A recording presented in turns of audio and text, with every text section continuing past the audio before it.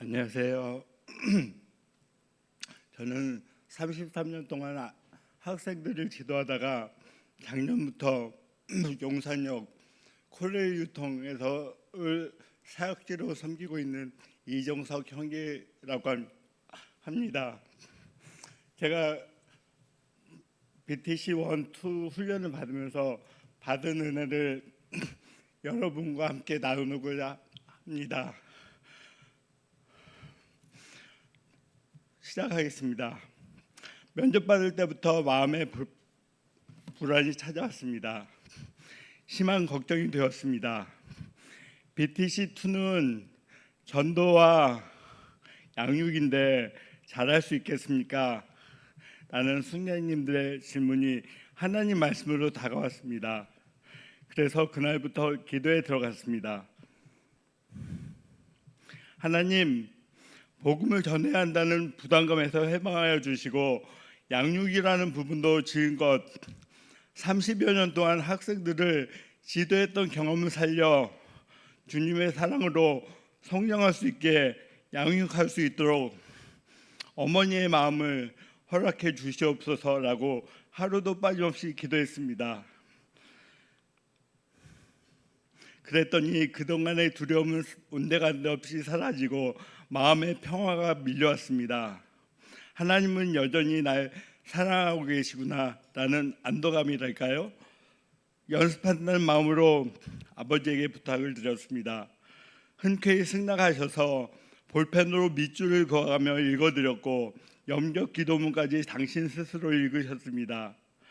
아직은 몸에 부끄러움이 많으신지 예배당에는 떠듬떠듬 출석하시지만 나중에는 남동생과 정착할 줄로 믿으며 기도하고 있습니다.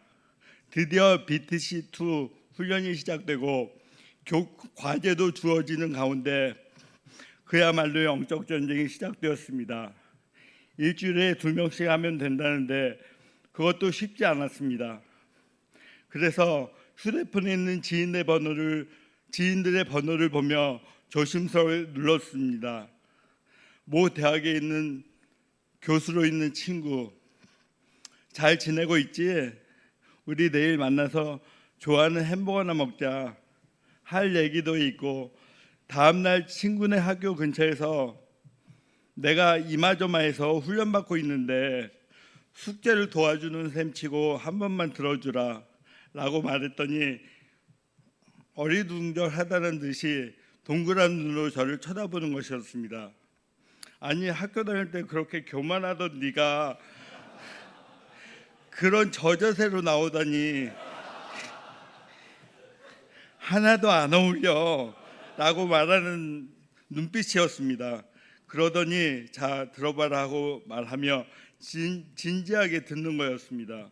그리고 기적이 일어났습니다. 그렇게 나르시시즘에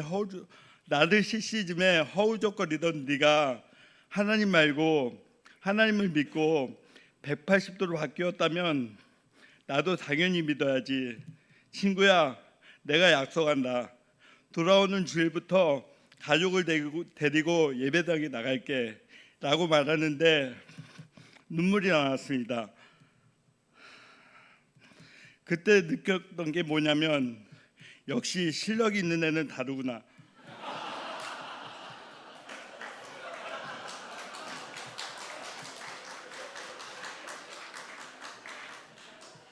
학교 때도 나와 자웅을 겨루는 그런 위치에 있었는데 라고 생각하며 하나님께 감사 기도를 올렸습니다. 주로 직장 근처에서 전도를 자주 하는데 어디에서 그런 용기가 생겼을까요? 그때 혼자 사시는 이모댁을 방문하기 위해 지하철을 기다리며 벤치에 앉아 있는데 승복을 입은 2명의 비구니가 옆에 자리를 잡았습니다. 그래서 마음속으로 하나님 도와주실 줄 믿습니다 라고 간구하며 말을 붙였습니다.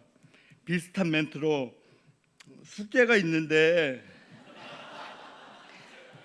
안 믿어도 좋으니까 저를 도와준다고 생각하고 10분만 시간을 주시겠어요? 라고 여쭈었더니 기대하지 않은 반응이 저에게를 때렸습니다. 어서 읽어달라고.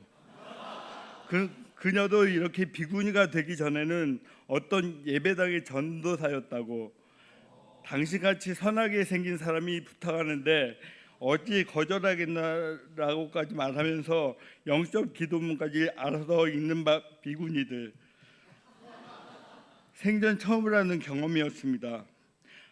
바로 그때 로마서 3장에서 바울이 말하는 예수 그리스도를 믿음으로 말미암아 모든 믿는 자에게 미치는 하나님의 의인이 차별이 없느니라라는 말씀이 그거였구나라는 생각이 났습니다. 어떻게 그런 일이 벌어졌는지 복음을 전하는 나도 잠시 어항이 벙벙한 상태로 있었습니다.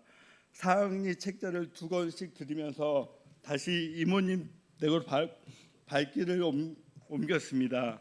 하나님이 제 마음에 주었던 건 기쁨이었습니다. 그분의 사랑이 고스란히 저에게 전달되었습니다. 사실 저는 다른 건 모두 잘하는데 복음을 전하는 건 등한시했습니다. 그래서 하나님이 황소도 따라오지 못할 정도로 고집스러운 저를 훈련원으로 보내셨는지도 모르겠습니다. 이번에는 양육 이야기를 해보겠습니다. 첫 번째 양육자는 나의 영원한 제자인 고은수 군입니다. 어느 날 일을 마치고 퇴근하는데 이런 메시지가 저에게 전달되었습니다. 박사님, 제가 지금 5주에 걸쳐 공부한 것을 다시 떠들어보고 있는데 죄사함이라는 단어가 제 마음속에 부각되면서 삼위일체 하나님의 사랑이 뜨겁게 느껴졌어요. 저는 그때 눈물이 핑 돌았습니다. 침을 튀겨가며 열변한 보람이 있구나.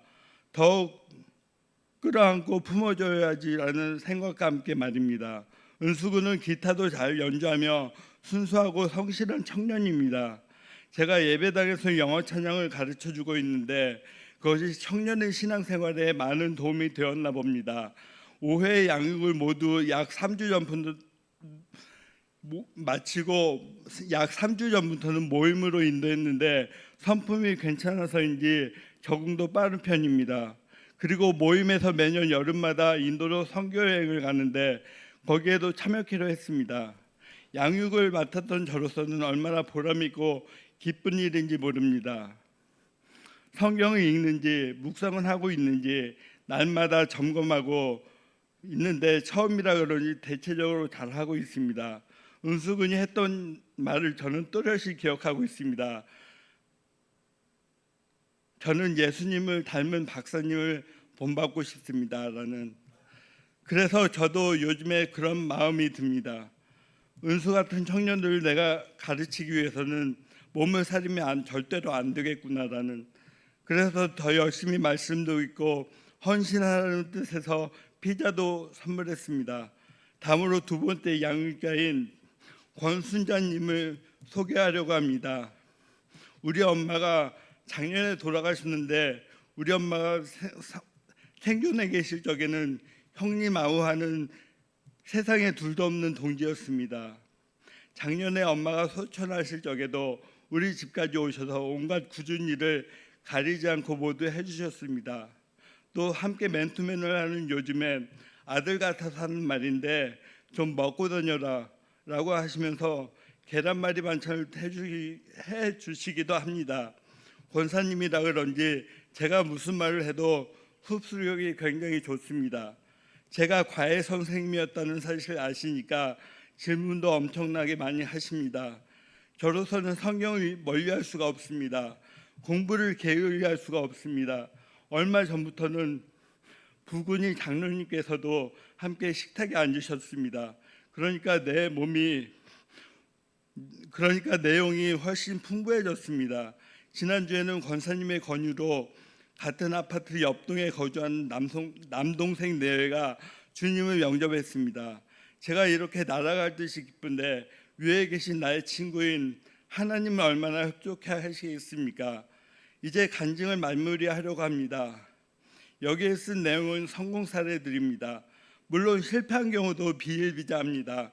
그러나 저는 그것을 실패라고 표현하고 싶지 않습니다. 하나님께서 그 사람들은 아직 때가 안 되었으니 조금 보류하시는 거라고 믿습니다. 훈련을 이제 2년 정도 받다 보니 전도라는 것이 무엇인지 조금은 알 것 같습니다. 양육이라는 것도 예수님의 말씀을 통해 깊이 배웠습니다. 이제는 전도와 양육을 저의 사명으로 알고 열심히 복음을 전하겠습니다. 성실하게 가르치겠습니다. 그래서 주님 닮은 사람을 선별해내는 전문가가 되겠습니다. BTC2 훈련을 시작하게 하시고 처음부터 끝까지 함께해 주신 성령 하나님께 영광을 올려드립니다.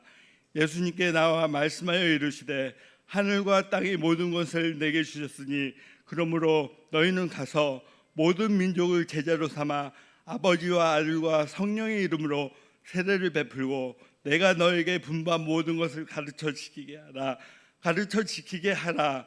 볼지어다 내가 세상 끝날까지 너희와 항상 함께 있으리라 하시니라. 감사합니다.